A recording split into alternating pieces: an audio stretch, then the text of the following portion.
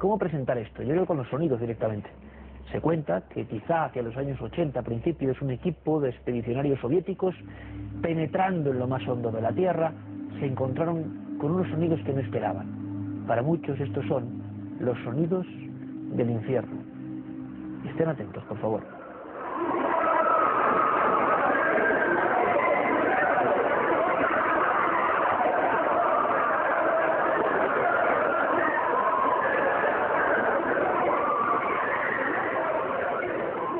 Estos son los sonidos del infierno, por lo menos es lo que se ha publicado.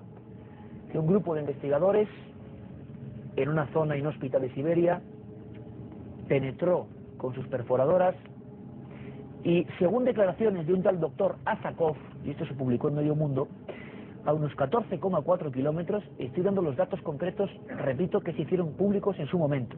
No tienen por qué ser reales, o sí, ahora vamos a descubrirlo.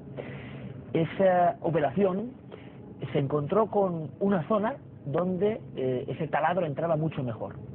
No sabemos por qué ni por qué no, pero la leyenda o la verdad decía que el equipo del doctor Azakov puso unos micrófonos. La temperatura subió muchísimo, llegó a los 1000 grados centígrados.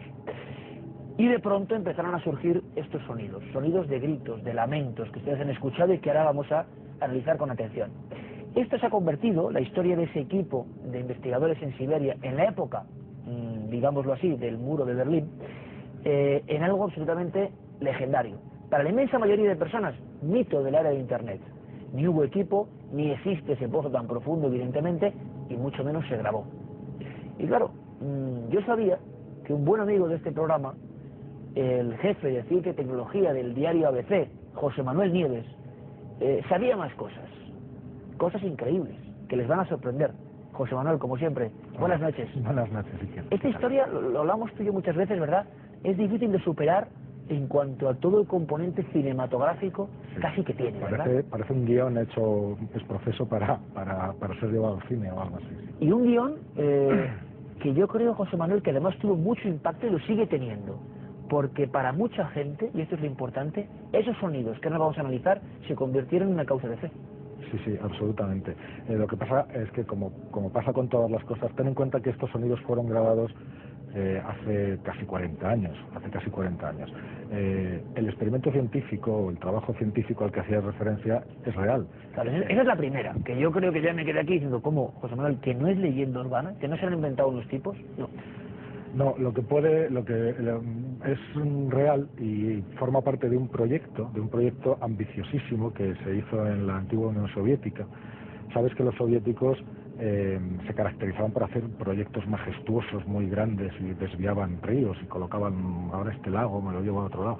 Bueno, pues uno de estos grandísimos proyectos de la Unión Soviética querían perforar la corteza terrestre. ¿Con qué objetivo? Ni más ni menos. Pues para hacer estudios geológicos, querían llegar concretamente. La corteza terrestre es una capa muy delgadita, pero que tiene entre 35 y 70 kilómetros de espesor según las zonas del mundo, ¿no? Entonces, en la península de Kola, en Siberia, el espesor de la corteza es de 35 kilómetros. Entonces ellos querían perforarla completamente para llegar hasta el manto terrestre. Es una zona de transición entre donde se acaba la corteza y empieza el manto, que se llama Mojo. Es un diminutivo de la zona de Mohorovicic, que se llama Mojo. No lo consiguieron porque se encontraron con dificultades técnicas a bastante menos profundidad de 35 kilómetros, ¿no? A 12 kilómetros y 300 metros, una cosa así, tuvieron que dejarlo. Pero una cosa, José Manuel, que esto es muy importante, y me gustaría más que viéramos alguna imagen. Este lugar existe y este proyecto es real, y esto pasó de verdad. Ahora vamos a ver qué son las voces. Esto es lo que estabas hablando, el pozo de Kola. Claro, exactamente. No solo existe, sino que es un proyecto científico, un proyecto geológico que duró más de 20 años. Es decir, duró desde el 24 de mayo de 1970, que fue cuando se empezó a perforar, y se fue cerrado completamente, o sea, clausurado el proyecto en el año 92. Pero se dejó de perforar un par de años antes, en el 89. Y ya te digo, a la profundidad que antes hemos dicho, ¿no? A 12.260. Es una barbaridad, es mucho más del Everest hacia abajo, ¿no? Claro, no, de hecho, es la mayor perforación que se ha hecho hasta día de hoy. Es decir, aunque hayan pasado 40 años, no se ha conseguido llegar más abajo, perforando. Y tenemos las perforadoras, me gustaría que viéramos algún detalle de esos gigantescos taladros. Entonces la historia es que este tipo existe.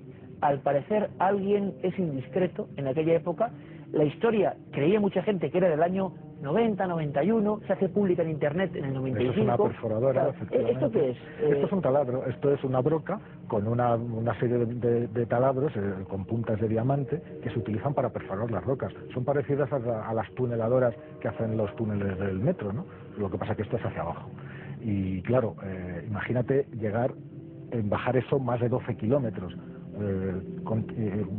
perforando continuamente, ¿no? Vale, y nos cuenta la gente de la leyenda, la información que creíamos completamente apócrifa y que es real, que llega un momento, llega una distancia de perforación donde encuentran un gran calor.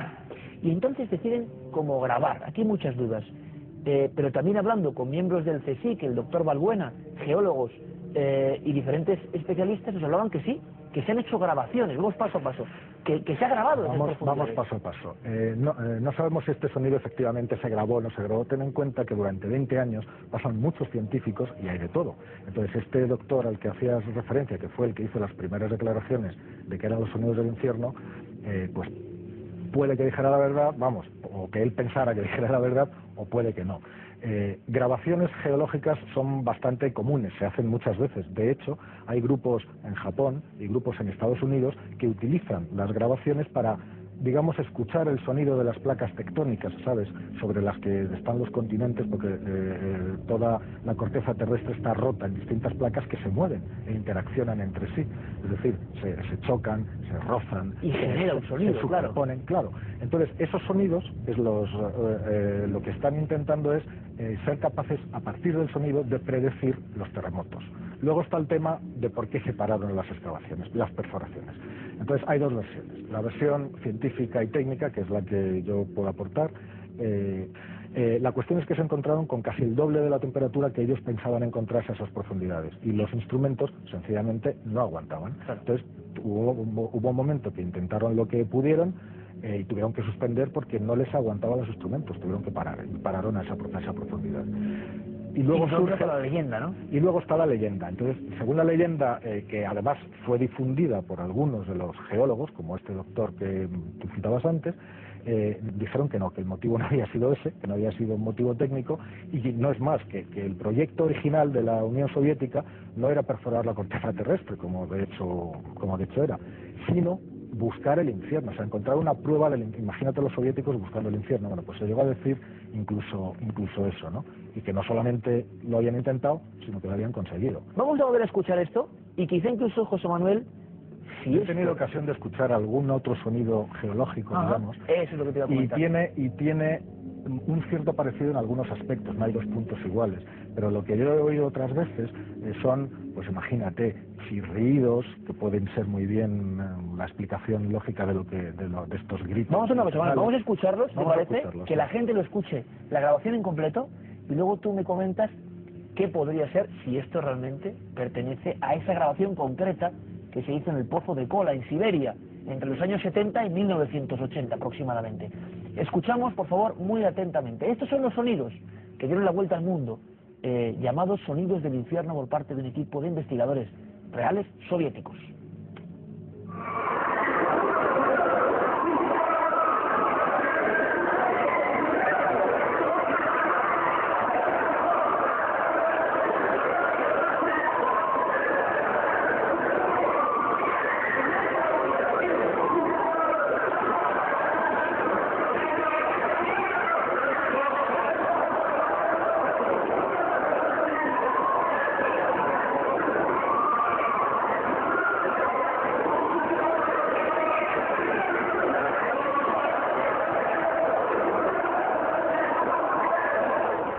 Yo creo que hay una cosa que está clara. Tú y yo que somos periodistas, tú periodista científico y siempre riguroso y desde hace muchísimos años, esto puede ser lo que sea, pero desde luego que impresiona y que está hecho, o bien porque fue real, o